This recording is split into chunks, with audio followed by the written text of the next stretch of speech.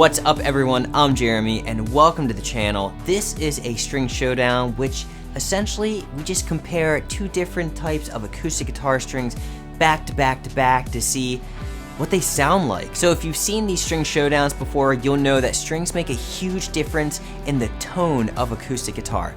The string's energy is derived from your hand stimulating the sideway motion of the string, which is converted into an up and down movement from the bridge through the saddle. The up and down motion of the top of your guitar combined with the sound hole acts sort of like a speaker in a way, so string composition and gauge size certainly have an effect on tone. Now, Straight Up Strings pays meticulous attention to the balance of each string, not only in tone but also feel.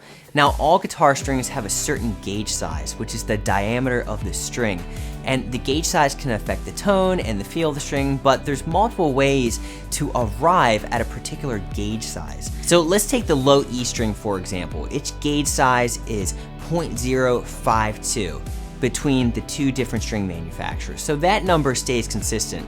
Even though their outer diameter is the same, the core wire and the outer wrap wire might be different sizes, thus affecting the tone and playability of the string.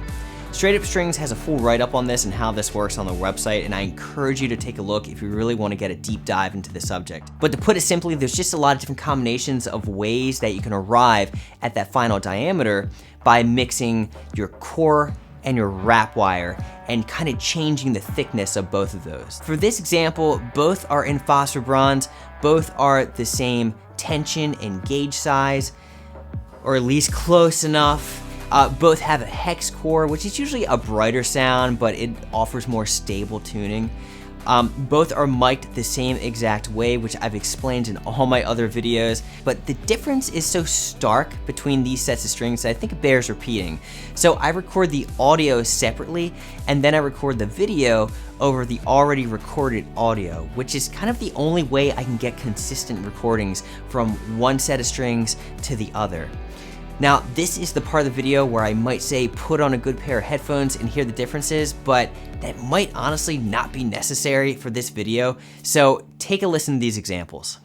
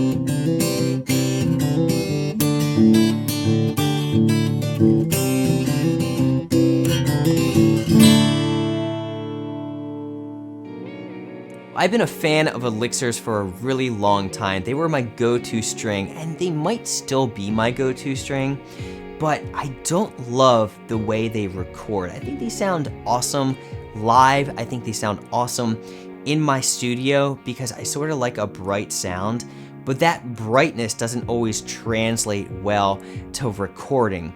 Now, when I record these, I don't EQ the strings in post at all. They're really just in their raw form.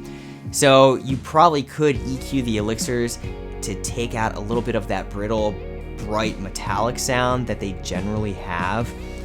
But these straight up strings they just sounded really good right off the bat. They sounded balanced.